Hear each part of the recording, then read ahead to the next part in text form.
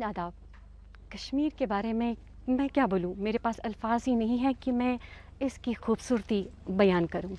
वाकई में कुदरत ने कश्मीर को दुल्हन की तरह सजाया है। यहाँ के लहलहाते हुए खेत, यहाँ की वादियाँ, यहाँ के झरने दिल को मदहोश कर देती हैं। किसी ने क्या खूब कहा है, गर फिरदौस बरोए ज़मी अस्त, हमी अस्तो हमी अस्तो हमी अस्त। अगर दुनिया में कहीं जन्नत है तो वो यही है, यही है, यही है। एक नए अंदाज के साथ एक नया प्रोग्राम यानी रूबरू लेकर हम आपकी खिदमत में हाजिर हैं। इस प्रोग्राम में नाज़रीन हमारी यही कोशिश रहेगी कि हम आप ही के बीच आकर मुख्तलिफ अवामी दिलचस्पी के मौज़ूआत पर आप ही से बात करेंगे और आपकी कीमती आरा और तजावीज़ को अवाम और आला हुकाम तक पहुँचाने की कोशिश करेंगे। हमारे आज के प्रोग्राम के बहुत सारे मौज़ूआत हैं, जैसे कि आर्टिकल 370, डिलिमिटेशन, गवर्नर रूल और पंचायती राज। नाज़रीन हमारे बीच बहुत सारे लोग मौजूद हैं, बहुत सारी मुअज़्ज़ज़ शख्सियात मौजूद है, जिनमें से हमारा ख़ासकर यूथ और ख़ासकर हमारी मुअज़्ज़ज़ शख्सियात जिनका मैं नाम लेना चाहूँगी। BDC chairman रामहाल Vilgam, BDC chairman त्राटपोरा Vilgam.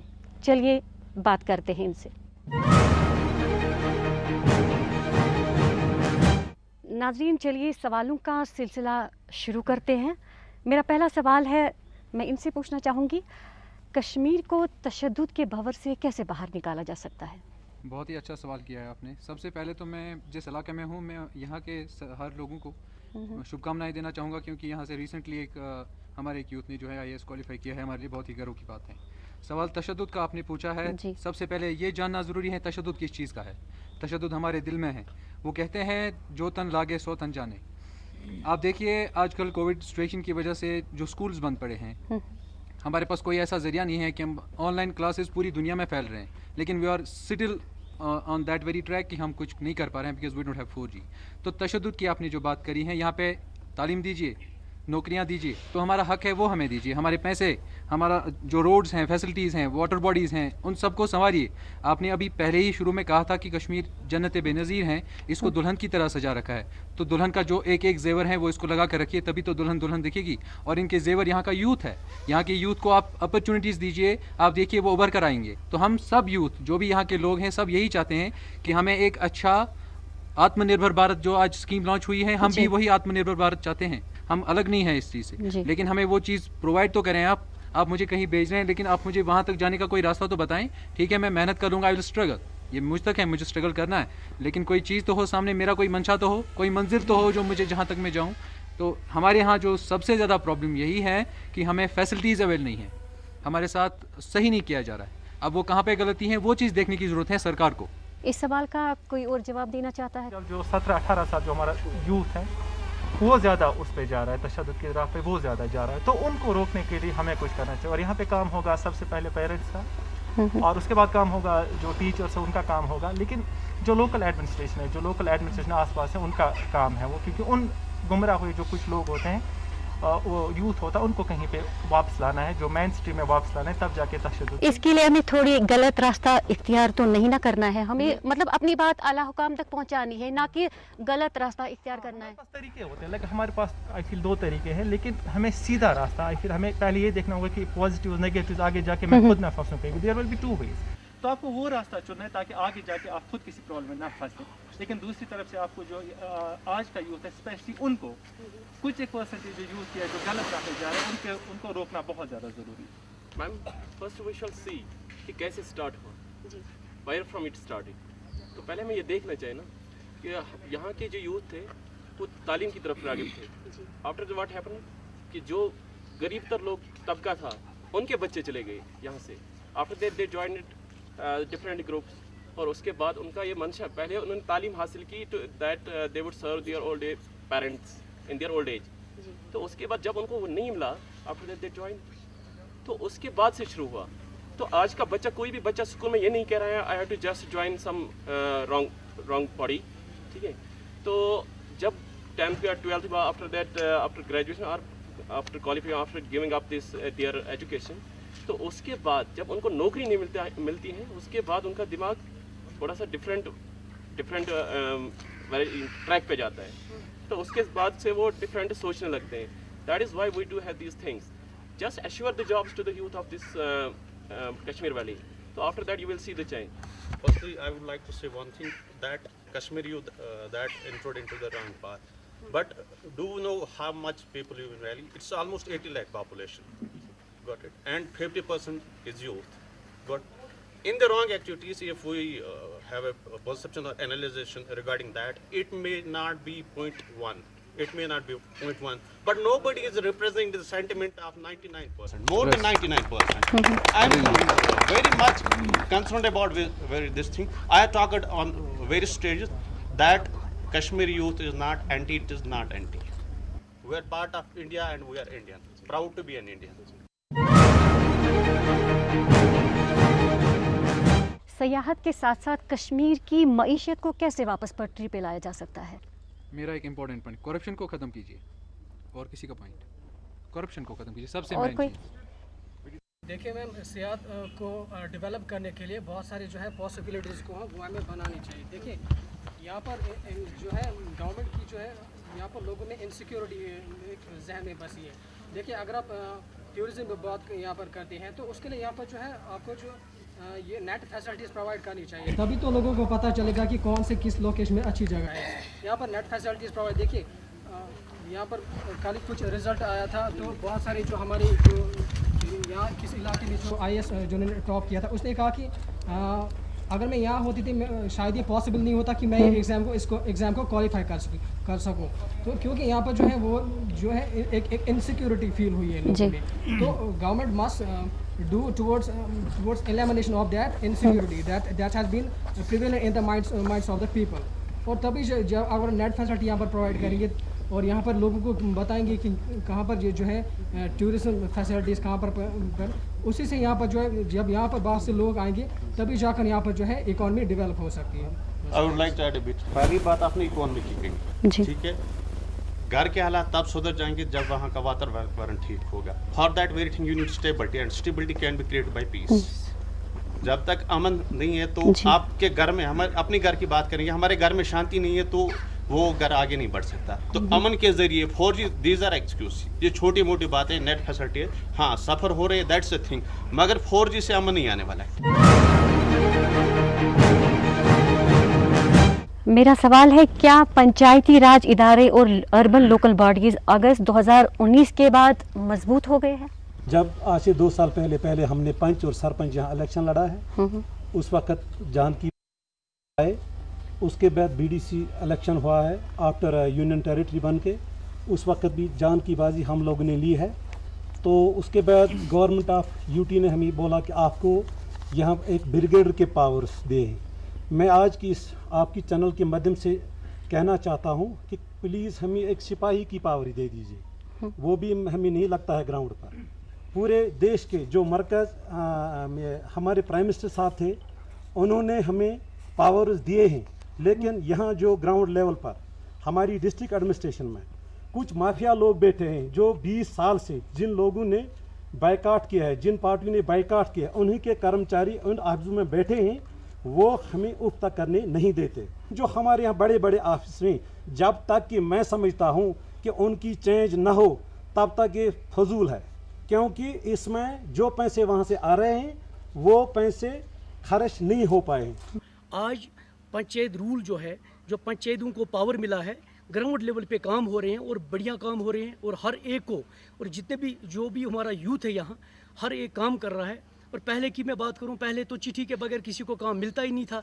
आज एक बच्चे को भी आप देखो, उसको भी पता है मेरे हलके में 1 करोड़ रुपया आया है और खर्च कितना हुआ है और बैलेंस कितना है. मेरा अगला सवाल है, क्या गवर्नर रूल आम सरकार से बेहतर है या नहीं? आपका बहुत बहुत शुक्रिया कि हम अपनी बात गवर्नमेंट तक पहुंचा सकते हैं. तो मेरे ख्याल में जो मेरी ऑब्जर्वेशन है तो गवर्नर राज सबसे बेहतर है, क्योंकि जब से गवर्नर राज हुआ है तो उससे बहुत ज़्यादा काफ़ी सुधार आ गया है. क्योंकि हमें मतलब सेफ्टी नहीं लग रही थी. रात को जब सोते थे तो यही थ्रेट रहती थी कि सुबह बंद होगा, लेकिन वो बंद ख़त्म हुआ, सुधार आने लगा है. गवर्नमेंट ऑफिस जो है उनमें भी काम में सुधार आ गया है। इसलिए गवर्नमेंट ये जो गवर्नर रूल है, गवर्नर राज है, ये आम सरकार से बेहतर है। गवर्नर जो राज होता है या गवर्नर रूल, जिसको प्रेसिडेंशियल रूल भी कहा जाता है, कहीं ना कहीं अगर हम बात करेंगे जम्मू एंड कश्मीर के गवर्नर रूल के बारे में या प्रेसिडेंशियल रूल के बारे में, अंडर आर्टिकल 356 के पास जो ये पावर होता है, हमारे प्रेसिडेंट को ये पावर होता है कि वो इम्पोज करा सकता है यहाँ पे गवर्नर रूल। लेकिन गवर्नर रूल में यहाँ पे एक तो नेपोटिज्म एंड करप्शन एंड यहाँ पे डेवलपमेंट हुई है। But the matter is India is one of the largest democracy in the world. लोगों के जो रिप्रेजेंटेटिव्स होते हैं वो गवर्नमेंट होती है। जो गवर्नर रूल होता है या राज होता है, उसमें जो लोगों के ग्रीवेंसेस होते हैं, लोगों के जो डिमांड्स होते हैं, वो अच्छी तरह फुलफिल नहीं होती। Because the representatives of the people, they know the demands of the people, they know at ground level what are the grievances, what are the main fundamental or we can say the basic demands of the people. इसलिए मैं ये कह सकता हूँ कि अगर हम state government को ही ज़्यादा से एम्पावर करेंगे, उससे यहाँ हमारी जम्मू एंड कश्मीर में बहुत ही ज़्यादा बेहतरी आ सकती है। When there is no peace, तभी ये गवर्नर रूल इम्पोज होता है। तो आपने देखना है कि अगर आपके हालात ठीक नहीं है, गवर्नर रूल चल रहा है, तो आप इसको कैसे क्रेडिट दे रहे हैं कि गवर्नर रूल ही अच्छा है? मेरे ख्याल में गवर्नर रूल अच्छा नहीं है। जहाँ तक गवर्नर रूल का सवाल है, अगर हम देखेंगे तो ये बिल्कुल डेमोक्रेटिक नॉर्म्स के खिलाफ है। लेकिन जहाँ तक कश्मीर की बात है, अगर यहाँ पर हम गवर्नर रूल से हम इलेक्शंस को हम तरजीह देंगे, तो फिर यहाँ पर वही ख़ानदानी राज आएंगे, तो फिर वो करप्शन, नेपोटिज्म, बाकी चीज़ें, उससे मुझे लगता है कि 100 दर्जा बेहतर है कि गवर्नर रूल जिसमें ट्रांसपेरेंसी आई, बाकी जो ऑनलाइन सिस्टम्स वो आ गए और जो करप्शन को जड़ से उखाड़ फेंकेगा। तो आर्टिकल 356 है, the frameworks of the Indian constitution, they said this is the dead article, but nowadays this become the deadly weapon of the central government. अगर सेंट्रल गवर्नमेंट के मुताबिक स्टेट गवर्नमेंट काम नहीं करती है, तो उस स्टेट में उसकी गवर्नमेंट, वहाँ उस स्टेट की गवर्नमेंट उसको हटाया जाता है या वहाँ पे गवर्नर रूल लगाया जाता है। इसलिए जब फ्रेमवर्क्स ऑफ द कॉन्स्टिट्यूशन ने इस आर्टिकल को कहा है कि this is the deadly weapon, and हम उनसे क्या ज़्यादा नॉलेजेबल है, हम उनसे ज़्यादा एजुकेटेड हैं, इसलिए हमें ये चाहिए कि जो स्टेट गवर्नमेंट है उसको ज़्यादा से ज़्यादा एम्पावर करना चाहिए, उसको ज़्यादा से ज़्यादा पावर देना चाहिए। जिस तरह आज हमने लोकल सेल्फ गवर्नमेंट को या हम कहेंगे पंचायती राज सिस्टम को हमने जिस तरह ज़्यादा से ज़्यादा पावर दिया है, हमें इसी तरीके से जो स्टेट लिस्ट में जितने भी पावर्स हैं, स्टेट गवर्नमेंट को वो पावर्स देने चाहिए, ताकि यहाँ पे स्टेबिलिटी, ताकि यहाँ पे पीस, ताकि यहाँ पे डेवलपमेंट, ताकि यहाँ पे इम्प्रूवमेंट आ सके। मुझे लग रहा है सबसे बेहतर राज गवर्नर रूल है यहाँ। पहले कुछ माफिया बैठे थे ऊपर और लोग काम कर रहे थे ग्राउंड लेवल पे, एक ही बंदा काम करता था। और आज देखो यहाँ, आज हर एक जो हमारे यूथ है हर एक हल्के में काम करते हैं। जब से यहाँ गवर्नर रूल हुआ है, कोई क्राइम आप देखो, क्राइम में कितना फ़र्क आया है। मुझे लग रहा है सबसे अच्छा रूल है ये गवर्नर रूल। और जो हमारे गरीब और कुछ माफिया लोगों को तकलीफ़ में है, ज़रूर वो तकलीफ़ में है, और कुछ लोग तकलीफ़ में हैं कि वही पुराना राज, वो ब्यूरोक्रेट राज होना चाहे, हम उसके खिलाफ है। मुझे लग रहा है गवर्नर रूल सबसे अच्छा रूल, ये गवर्नर रूल जो कश्मीर में अभी चल रहा है। सर ने बोला माफियाज, वो आज भी है, चिट्ठी की आज भी ज़रूरत पड़ती है। कहाँ है गवर्नर रूल? दोनों बराबर, स्टेट ने भी कुछ नहीं किया हमारे साथ, लेकिन गवर्नर रूल में भी कुछ नहीं हुआ है, आम जनता को कुछ नहीं मिल रहा है। इसीलिए हमारे लिए सब एक जैसा, जो स्टेट था, स्टेट रूल तब भी यही था, आज भी यही है। कहाँ मिल रहा है सबको? ये खाली बोलने की बात है, उन तक ही पहुँचता जो अपने अपने होते हैं। मेरा पॉइंट ऑफ व्यू भी कुछ इनसे रिजेंबल करता है। इट्स लाइक क्वाइट सिंपल, बहुत सिंपल है कि अगर हम कंपेयर करते हैं स्टेट गवर्नमेंट को गवर्नर रूल के साथ, हमें पता है स्टेट गवर्नमेंट में भी वही नेपोटिज्म, स्टेट गवर्नमेंट ने भी हमारे साथ कुछ खास किया नहीं है। But if we compare it with governor rule, I would definitely choose state government, क्योंकि हम गवर्नर रूल से ज़्यादा कनेक्ट नहीं कर पाते हैं, हम अपनी बात उन तक पहुँचा नहीं पाते हैं। फिर भी स्टेट गवर्नमेंट ने चाहे कुछ भी ना किया हो हमारे लिए, लेकिन फिर भी मैं यही कहूँगी कि शायद वही गवर्नर रूल से बेटर है।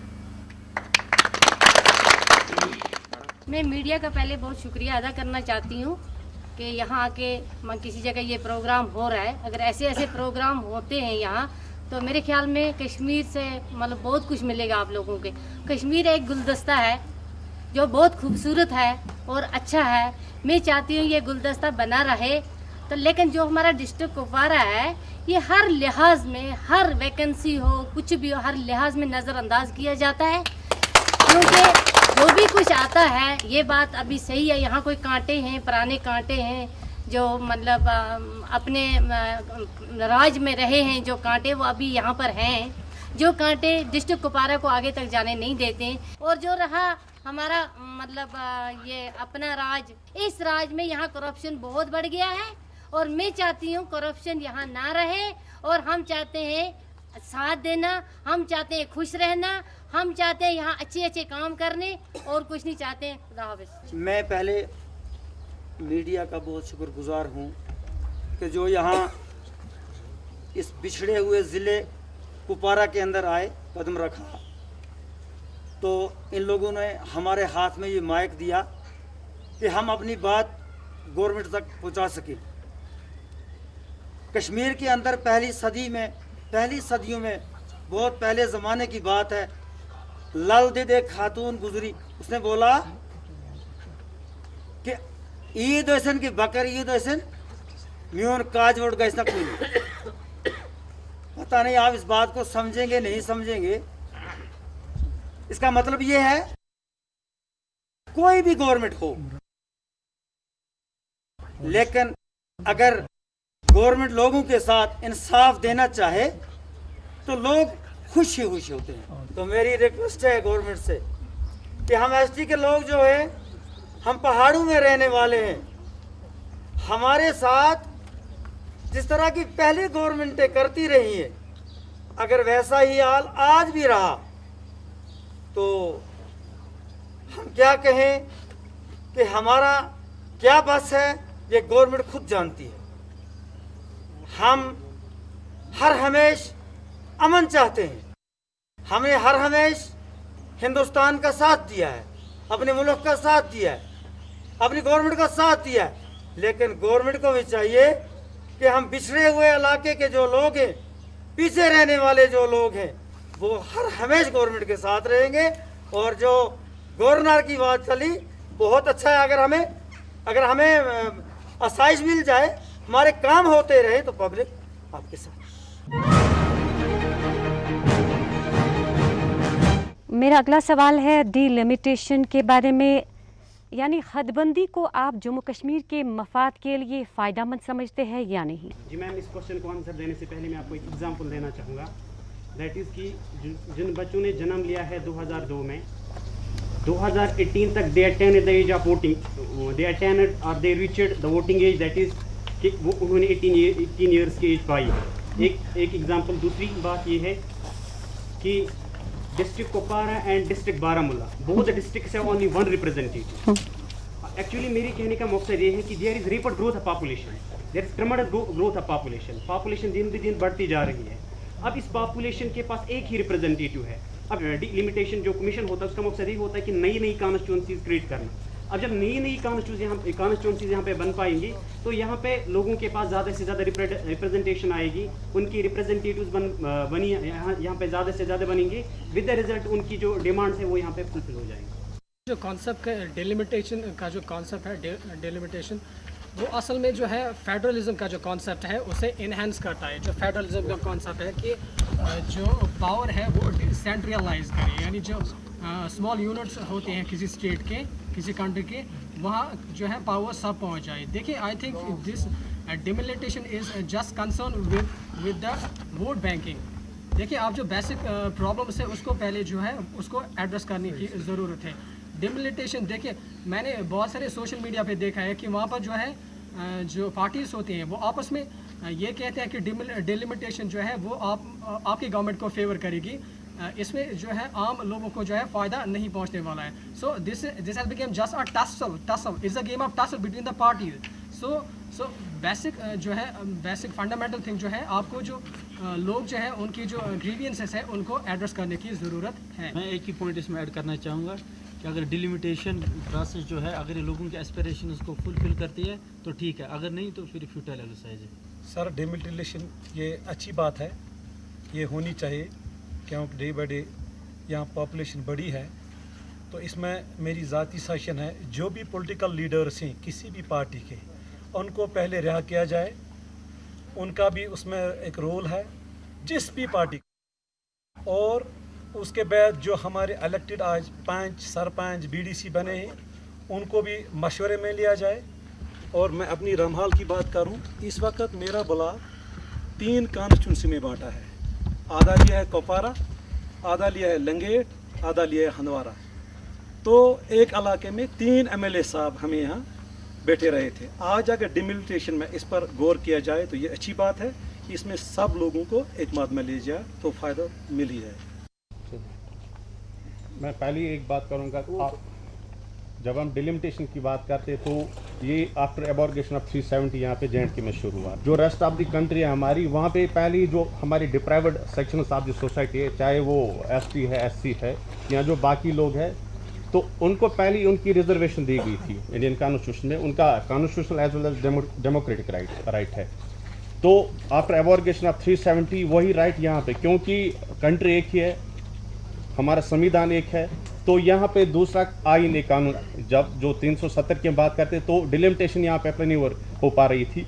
जब हम देखेंगे कि यहाँ की आबादी, जब हम गुजर बकरवाल लोग ST SC की बात करें, उनके साथ यहाँ पे भेदभाव किया जाता था। They were deprived from the fundamental rights. उनके जो बेसिक राइट्स थे उनसे उनको डिप्राइव किया जा रहा था। और जो डेंसली पॉपुलेटेड एरियाज है, यहाँ पे कुछ एरियाज ऐसे पॉपुलेटेड है कि जिनकी कॉन्स्टिट्यूंसी की हम जब हम बोलेंगे पोल परसेंटेज 2-2 लाख तक पहुँच चुकी है।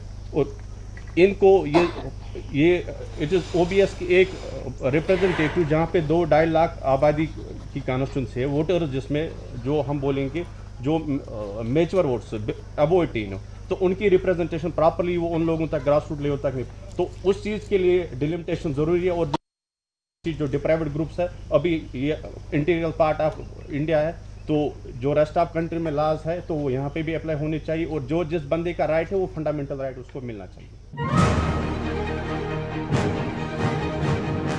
मेरा सवाल है, पंचायती राज के नाफिज होने से देही सतह पर किस तरह के असरात मुरतब हुए हैं? जो हमारा पंचायती एक्ट जहाँ पे जो लागू हुआ है, मैं उसके माध्यम से बात करना चाहूँगा। देखिए, ग्राउंड लेवल पे जितना भी हमारे तक है हम वो काम कर रहे हैं। अगर ड्रेन से या टोल पाथ से या रोड से ही हमारे लोग फिट रहेंगे तो हम यही काम करते रहेंगे। इसमें यही हमें नहीं सोचना है। ग्राउंड लेवल पे इस वक्त हम ये भी काम कर रहे हैं, जितने भी स्कीमें आज तक चल रही थी गवर्नमेंट की ओर से, जो सेंट्रल गवर्नमेंट हमें ये दे रहा था, जैसे कि इसमें कितनी स्कीमें हमें आ रही, मैं एक एक करके नाम नहीं ले सकता हूँ। उसमें हमें पिछले 6 महीने से अभी तक वेरिफिकेशन हम कर रहे हैं। उसमें वो लोग भर दिए गए थे स्कीमों में कि जो इसका हक रखते ही नहीं थे।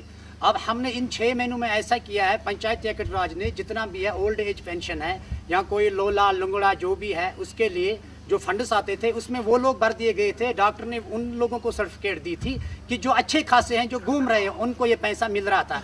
इसमें हमने पंचायती एक्ट राज में सबसे पहले हमने ये काम किया है, हमने हर डिपार्टमेंट से जो स्कीम आती है उसका हमने जायज़ा लिया है और कम से कम 100% नहीं 80% तक हमने उसको ठीक कर दिया है। बाकी जो अब लोगों की बात, जो अभी यूटी की बात जो चल रही है, अगर यूटी की बात में हमें कोई चेंजिंग जो आ रही है, लोगों के दिल में जब ये आता है कि चेंजिंग आ गई है हमें गवर्नर राज से, तो लोग अपने आप खुश हो जाएंगे।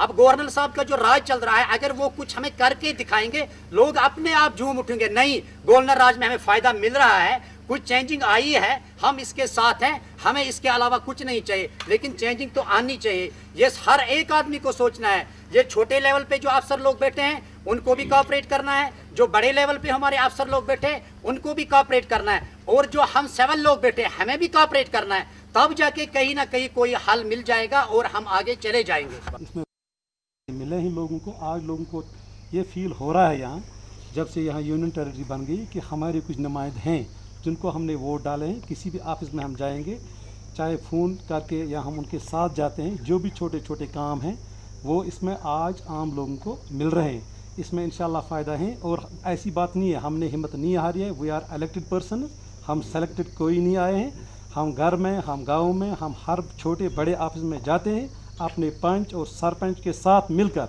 रहा सवाल बेरोज़गारी का सवाल, मैंने अपने ब्लॉक में 40% इस वक्त अपने जो पढ़े लिखे बेरोज़गार हैं उनके लिए काम मखसूस रखे हैं मैंने। पंचायत राज की जहाँ तक हम बात करते हैं, इसका मतलब है it's a bridge between common man and the administration. एक आम बंदे को, जो आम नागरिक है, डायरेक्टली किसी ऑफिसर तक नहीं पहुँचता, किसी जगह किसी ऑफिस से कनेक्टेड नहीं हो पा रहा। ये एक जो इसका लोकल रिप्रेजेंटेटिव होता है, जो इसका पंच होता है या जो इसका सरपंच होता है, एक लोकल रिप्रेजेंटेटिव होता है, ये इसकी एक वॉइस बन जाता है। और ये वॉइस, इसकी रिप्रेजेंटेशन किसी ऑफिस में जो इसकी बेसिक नीड्स होती है, जो नेसेसिटीज़ होती है, उनको पूरे करने के लिए होती है। तो पंचायत राज का एक मैं इसका कंपैरिजन करूंगा, ये एक बैकबोन है। जब हम डेमोक्रेसी की बात करेंगे, ये बैकबोन है डेमोक्रेसी का, क्योंकि ये ग्राउंड लेवल से, आपको ग्रास रूट लेवल से, आपका जो पिछड़ा हुआ बंदा है, जिसके पास कभी कोई एडमिनिस्ट्रेशन नहीं पहुंची होती है, उसका जो पंच होता है या जो उसका सरपंच होता है, एटलीस्ट उससे उसकी कनेक्टिविटी होती है, और जो उसका रिप्रेजेंटेशन, जो उसका रिप्रेजेंटेटिव बनता है, और उसका जो भी मसला है निजी लेवल पे होता है, जहाँ तक उससे हो सकता है वो उसको सॉर्ट आउट करता है। तो ये नीड है। हम पंचायत राज, जो पंचायत राज, जो रिसेंट पंचायत इलेक्शन हुए, तो ये एक ज़रूरत थी। तो हम इससे एक और पॉइंट ऐड करना चाहेंगे कि डिलिमिटेशन का प्रोसेस भी जल्दी से जल्दी कंप्लीट होके यहाँ से दोबारा से जो पॉलिटिकल एटमॉस्फेयर है वो क्रिएट किया जाए, and election should be conducted. आपसे गुजारिश है कि मेहरबानी करके आप, टाइम बहुत कम है, इसलिए मुख्तसर अल्फाज में आप जवाब देंगे। मैं वेलकम करता हूँ सत्यपाल मलिक जी से, जिसने यहाँ पंचायत राज इलेक्शन स्टार्ट करवाए थे। उस टाइम मैं जानता था, जब उसने इलेक्शन के लिए यहाँ बिगुल बजा दी थी, तो लोग मुख्तलिफ बारों में चुमगया करते हैं, अब फार्म नहीं भरेगा कोई। मगर मैं उस पंचायत राज का, मैं इस वक्त जब ग्राउंड लेवल पर मैं सिचुएशन देख रहा हूँ, एक गरीब जिसको कोई पूछने वाला नहीं था, और 14 FC जो हमारे कश्मीर में कभी आता ही नहीं था, अगर आता था 2-2 लाख रुपया हर पंचायत में। मेरे पंचायत में इस वक्त तकरीबन 20 लाख रुपया आए थे। मैं हिस्टोरिकल काम बता रहा हूँ अपनी पंचायत की, जहाँ मुझे लग रहा है जब से दुनिया पैदा हुआ था मेरे गांव में, वहाँ पानी पहुँचता नहीं था। मैं शुक्र गुजार हूँ सरकार की, जब 14 FC पैसा हमारे अकाउंट में आए थे, हमने एक टैंकी बनाया था। मैं कोशिश कर रहा था अपनी चेयरमैन साहब को लेकर और डिस्ट्रिक्ट एडमिनिस्ट्रेशन को लेकर, मैं उसको इन्वेस्टिगेशन कर रहा था। वो इसकी बरकत से कि 14 FC जो हमें मिलता नहीं था पिछले कई सालों से, पंचायत राज की वजह से वो 14 FC और 15 FC ये डायरेक्ट मिला है, और डायरेक्ट पैसा जाता है हमारे अकाउंट में, और गाँव में अब इस पंचायत राज से कुछ न कुछ दिखने लगा है।